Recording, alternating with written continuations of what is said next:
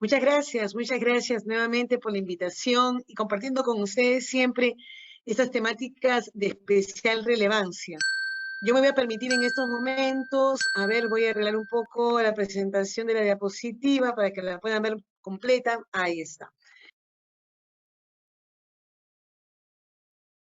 Sí, ¿no?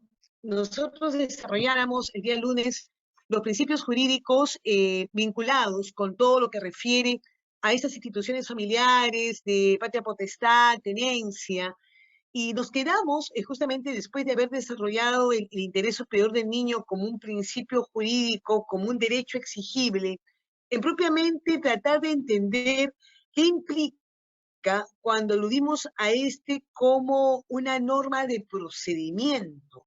Y esto es justamente lo que finalmente nos faltó desarrollar. Entonces, aquí estamos. Cuando hablamos del interés superior del niño como una norma de procedimiento, es importante que el juez conozca el impacto que va a tener finalmente su decisión en la vida del niño en un corto, mediano y largo plazo. Es más, el reglamento de la ley 30.466 nos sitúa en el requerimiento de que el juez pueda proyectarse al impacto de sus decisiones en la propia dinámica familiar y en la vida del niño. Entonces, también ahí nosotros como abogados deberíamos justamente un poco prevenir a la autoridad judicial si decide en uno u otro sentido el impacto que puede tener con respecto al niño.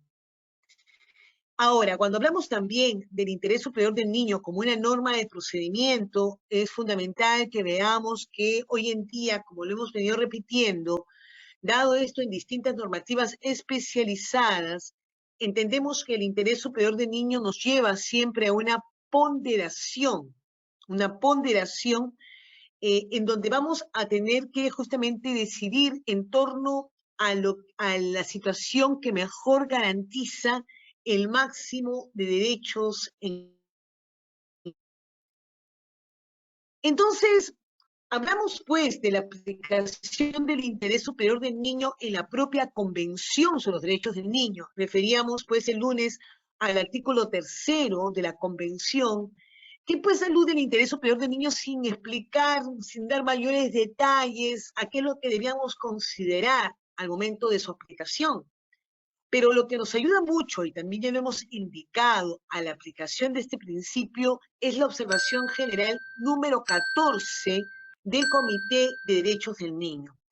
En esta observación número 14, que les invito a que la encuentren, es muy fácil en internet, ¿no? Hoy día toda la información la tenemos accesible. Ahí decíamos, se nos indica que el interés superior del niño es finalmente un derecho, un principio y una norma de procedimiento, ¿no es cierto? Y también nos da algunas pautas que vamos a conversar casi de inmediato de qué es lo que podríamos considerar para su aplicación.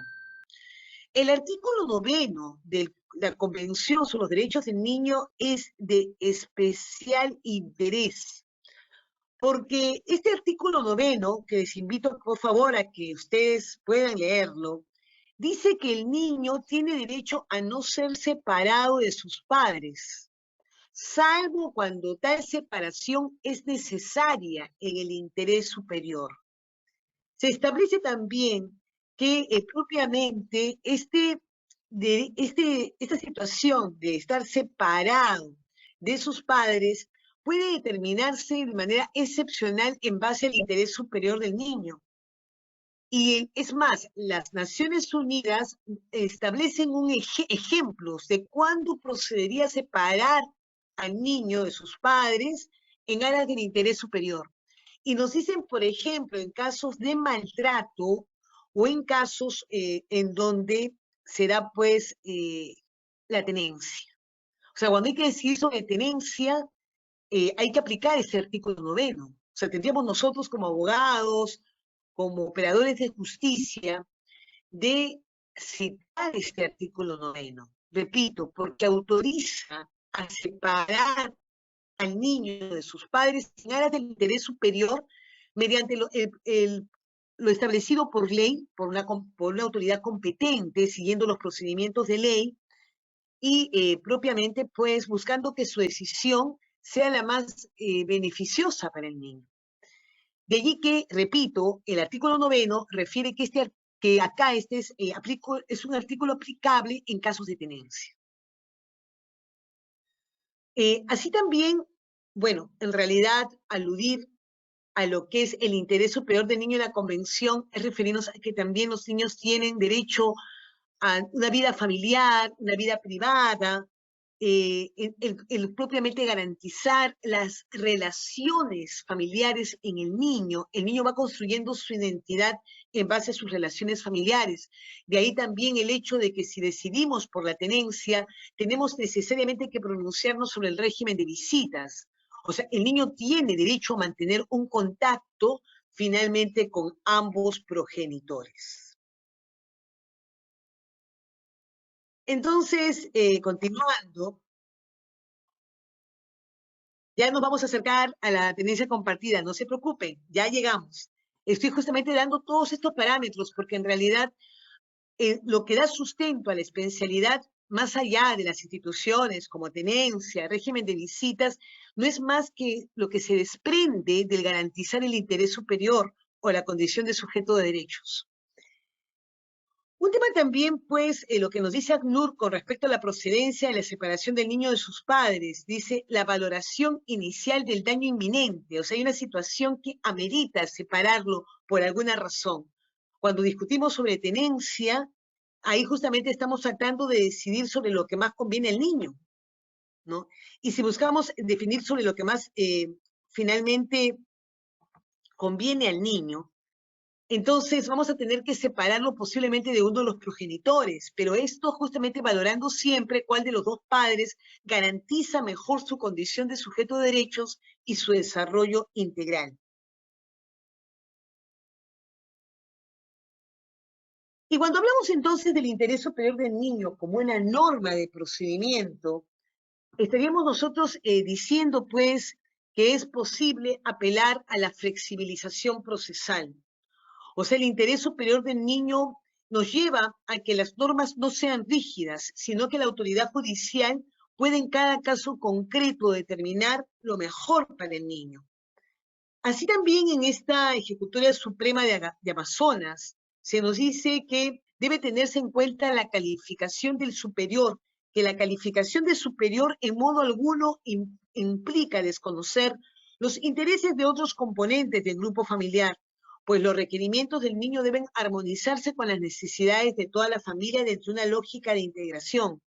Se trata de determinar la preeminencia de los derechos de la infancia en su confrontación con otros derechos que pudieran menoscabarlo o desvirtuarlo, o respecto de normas o disposiciones de las que puede resultar tal situación. De allí pues que ACNUR nos plantea el equilibrio de los derechos del niño con otros derechos. Ahí tenemos, según ACNUR, dice que tiene que ver esta entidad de las Naciones Unidas para lo que es el tema de refugiados, dice, en ocasiones los intereses del niño pueden entrar en conflicto con el interés de otras personas o grupos sociales. El principio general contenido en la Convención establece que el interés superior del niño constituye la consideración primordial. O sea, en otras palabras, cualquier decisión en torno a lo que es tenencia, patria potestad, régimen de visitas, siempre la consideración primordial será el interés superior del niño, que se constituye hoy en día, por lo que hemos venido conversando, en un derecho. O sea, es exigible que la autoridad judicial lo tenga en cuenta. Pero sin embargo, la convención no excluye que se sopesen otras consideraciones que si se hallaran fundadas en derechos, pueden en determinadas y poco frecuentes circunstancias primar sobre las consideraciones relativas al interés superior. Es decir, habrán algunas circunstancias particulares. Por ejemplo, podemos encontrarnos efectivamente con una situación en que el niño da su opinión y en su opinión este niño no tiene interés de entrar en comunicación con alguno de los padres. Pues, ¿esto qué significa? Que no debemos hacer todos los esfuerzos para que el niño restablezca su comunicación con sus padres. No, tenemos que hacer todos los esfuerzos, no obligarlo, pero sí darle todo el soporte que requiera, pues en base a lo que es un soporte psicológico, un acompañamiento. para que el niño pues pueda vencer todas las resistencias de retomar contacto con alguno de sus progenitores, porque en realidad es altamente lesivo para no tener este contacto, no tener esta cercanía con ambos padres, salvo que obviamente si el padre es una persona o la madre, una persona que más bien afecta el ejercicio de derechos, obviamente se justifica de plano que el niño no tenga relación con ellos.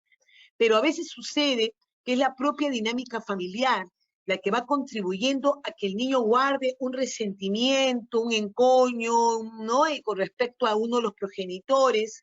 Y esto, pues, esto es posible de vencerse.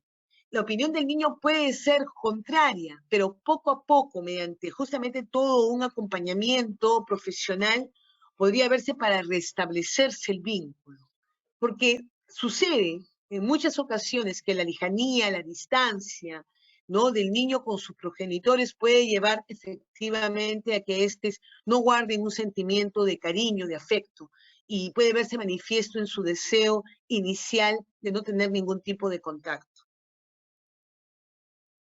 Además, dice ACNUR, la principal consideración de las personas encargadas de la toma de las decisiones es establecer cuál de las opciones disponibles asegura mejor la realización de los derechos del niño y conviene, por tanto, a su interés superior. Al momento de tomar una decisión, la autoridad judicial siempre debe sopesar las distintas opciones.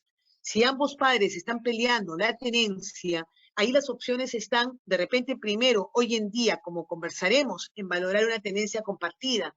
En segundo lugar, ver una tenencia exclusiva. Y en la tenencia exclusiva, ¿a quién le dará la tenencia? Entonces tiene que sopesar las distintas opciones para que su decisión se aproxime a la realización de los derechos del niño y a velar por su interés superior.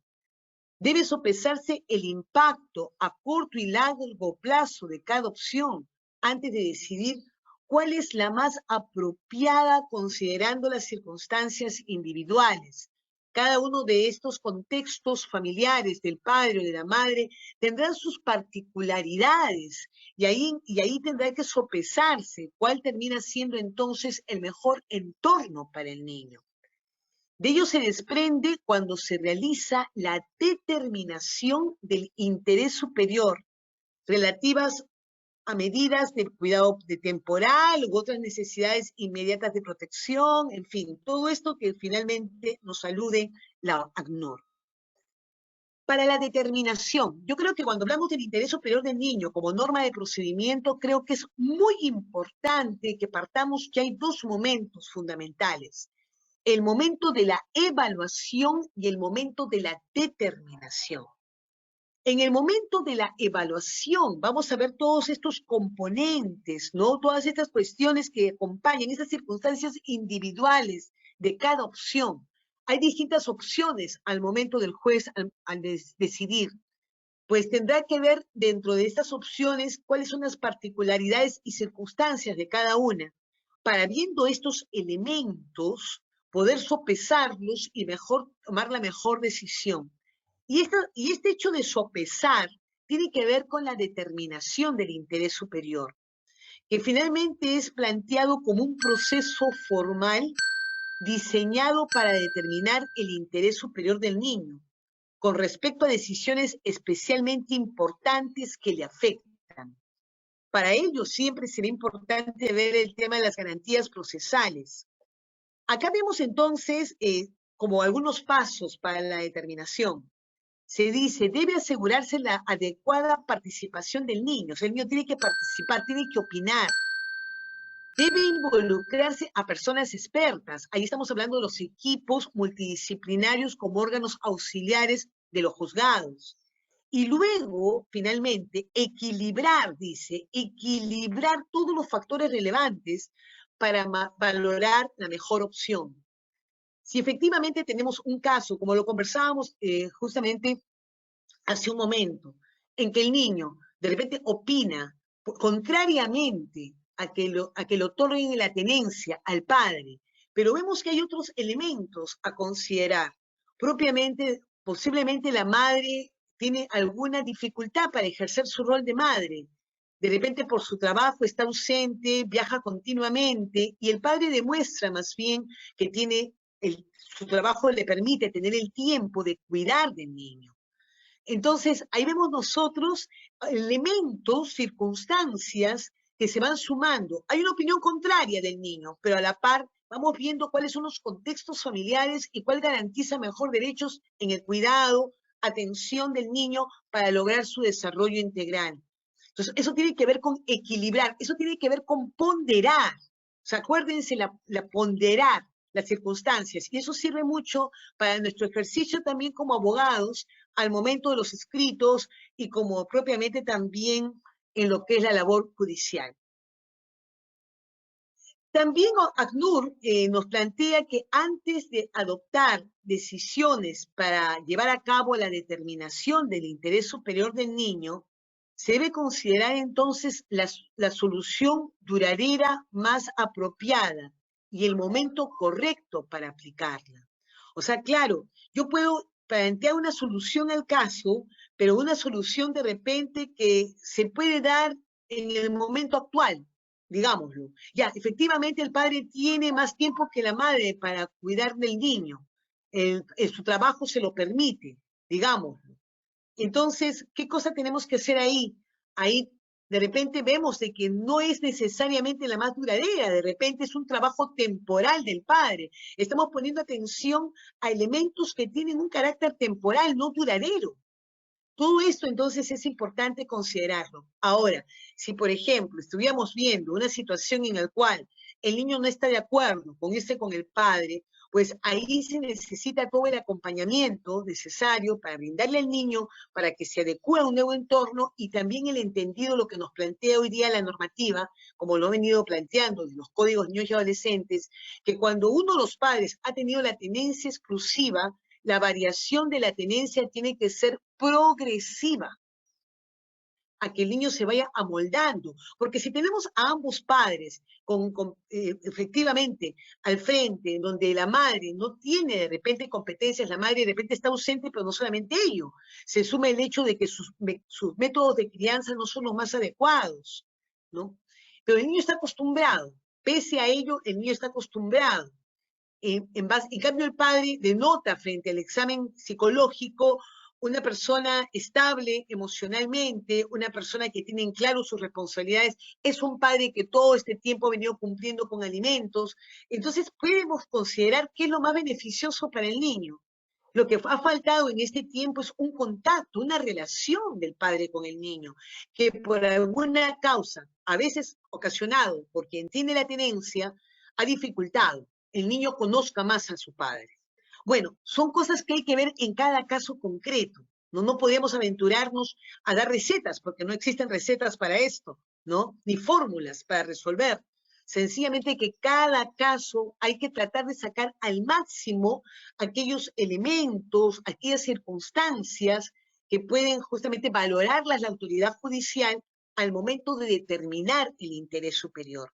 Y ustedes fácilmente pueden hacer referencia pues a la observación general número 14 y hasta este documento que estamos citando del ACNUR, acá lo tienen ustedes una fotografía del mismo, y hacer referencia a este tema de la evaluación y la determinación.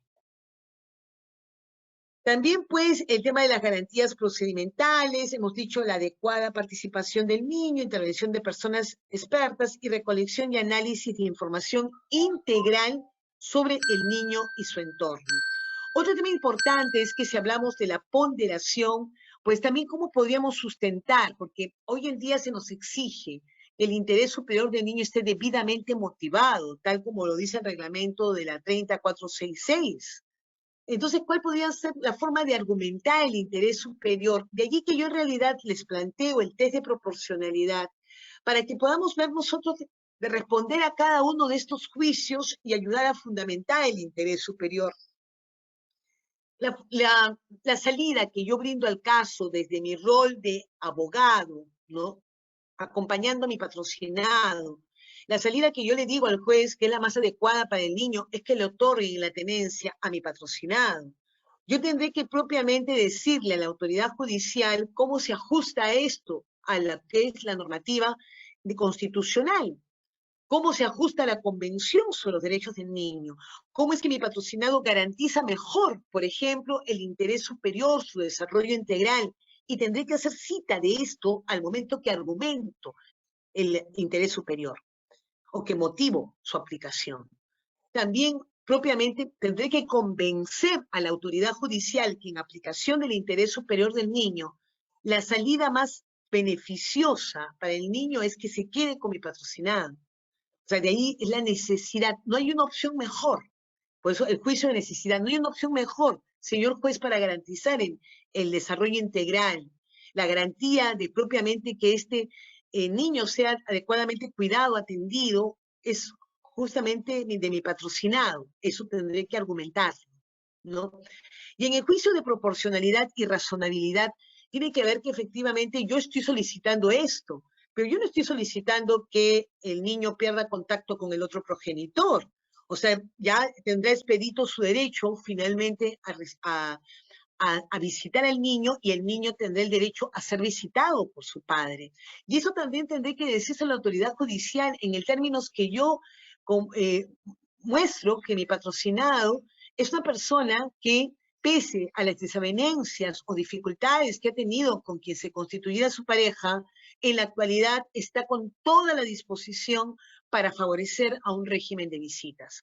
Ahora, es parte de lo que es propiamente nuestra ética profesional, que todo lo que digamos pues se ajuste a lo que verdaderamente es.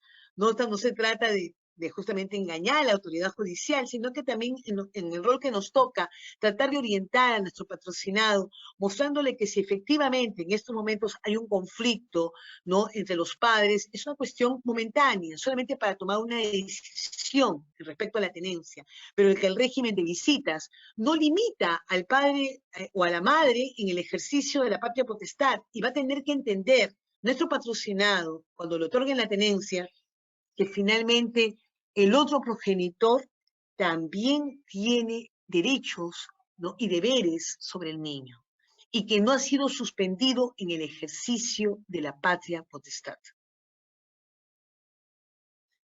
Entonces, voy entrando al otro tema de patria potestad y de tenencia, que ustedes están esperando con mucho interés. Desde el día de ayer me lo han hecho notar. Y voy a justamente ir planteando de repente algunos casitos también pequeños para que nos vayan orientando lo que vamos ahí entendiendo. En primer lugar, yo me permito hablar de patria potestad, de tenencia y no de custodia, porque la custodia es un término que en realidad ya está discutiéndose, ¿no?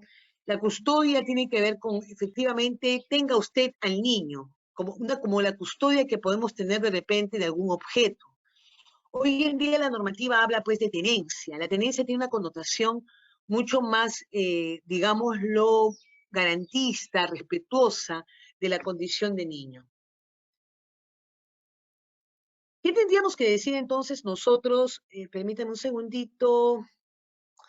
A ver, me faltó una diapositiva. Voy a compartirla ahora. Primero vamos a... Acá está. En esta que me la salté. Bueno, ¿qué cosa es la patria potestad? Primero tendríamos que partir de ello. ¿Qué es la patria potestad? La patria potestad hoy en día la estamos entendiendo como una institución garantista. O sea, en el entendido que los padres tienen el derecho y deber de garantizar en sus hijos todos sus derechos. O sea, los padres son representantes legales de los hijos. Y por lo tanto, ellos tienen que propiamente garantizar sus derechos, tanto los genéricos como los específicos, o sea, los derechos que les corresponden como personas, como los derechos que les corresponden en su condición de niños o adolescentes. De allí que los padres tienen la obligación de garantizar el desarrollo integral de sus hijos, y esto está dicho en el artículo 8 del Código de Niños y Adolescentes y en el artículo 74, literal A, que alude a la figura de la patria potestad. Entendemos entonces el tema de la patria potestad, ¿no? Y la patria potestad nos lleva, pues, también a ver de que hay algunos supuestos que de alguna manera alguna manera justifican la afectación de esta institución. Ahora vamos a explicarnos mejor. El artículo 74 del Código de Niños y Adolescentes hace un listado de todos los deberes de los padres con respecto a los hijos. Como hemos dicho, el primer deber es velar por su desarrollo integral. Luego tenemos justamente el deber de tenerlo consigo, ¿no? La prohibición explícita de ejercer sobre ellos castigo corporal o trato humillante, ¿no? El hecho de representarlos legalmente, el hecho de justamente prever su sostenimiento económico, ver por su sostenimiento económico de sus hijos, todo esto está justamente dicho explícitamente en el artículo 74. Pero tenemos también nosotros, justamente, tenemos a la par una cuestión que es las causales de suspensión de la patria potestad. Permítame un segundito para poder proyectar. Voy a apagar en un momento para justamente poder poner las diapositivas. Voy en estos momentos a ver el tema de las diapositivas.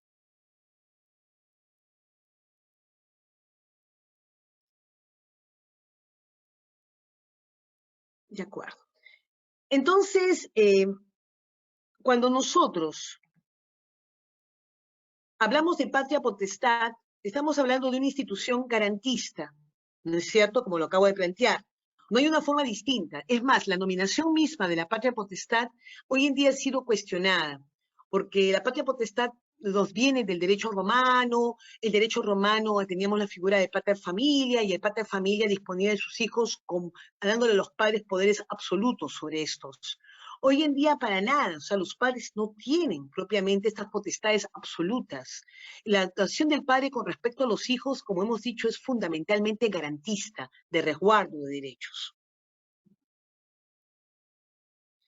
Entonces, vamos viendo un caso que de repente podríamos también ayudarnos un poco a la discusión del tema.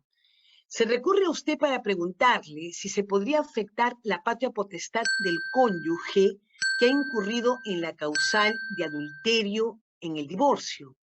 La cónyuge afectada alega que es un mal ejemplo para su hijo, que actualmente cuenta con 8 años de edad, mientras que el cónyuge escribe que es una afectación al derecho de su hijo de un contacto continuo y permanente con su padre y estar presente en su crianza y educación. Entonces, a mí me gustaría un poco preguntarles esto, y de repente me podrían ustedes responder con un sí o con un no. ¿Ustedes creen que es posible afectar la patria potestad en un divorcio por causal? Acá exclusivamente estamos poniendo en el caso, en un divorcio por la causal de adulterio. Un padre comete adulterio y justamente la madre, ¿no? La esposa, inicia un proceso judicial de divorcio por causal y propiamente, ¿no? Además, acumula una pretensión que es la suspensión de la patria potestad. ¿Esto es viable legalmente? ¿Qué creen ustedes?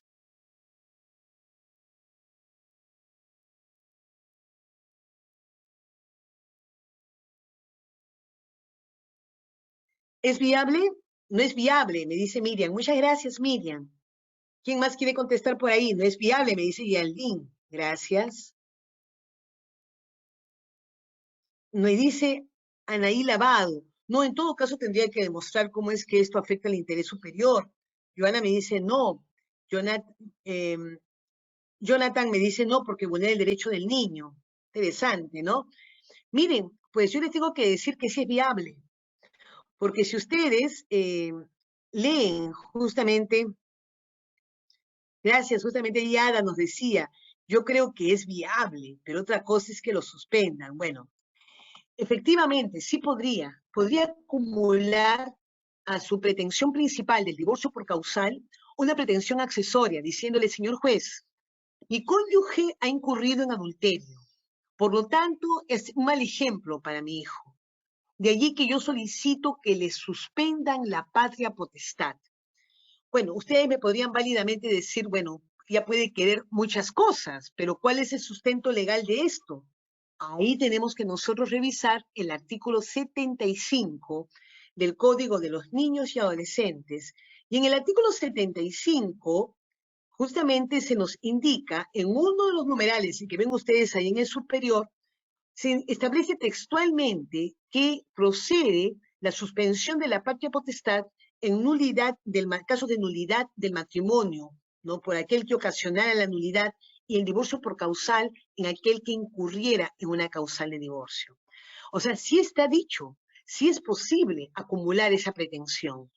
Ahora, la cuestión es que podemos tener una mirada muy crítica con respecto a esto, y también esperaríamos que lo tuviera la autoridad judicial, porque una cosa es lo que es propiamente el decaimiento del vínculo matrimonial, una cosa es que uno de los cónyuges haya finalmente incurrido en el cumplimiento de un deber marital, y otra cosa es lo que es la relación parental.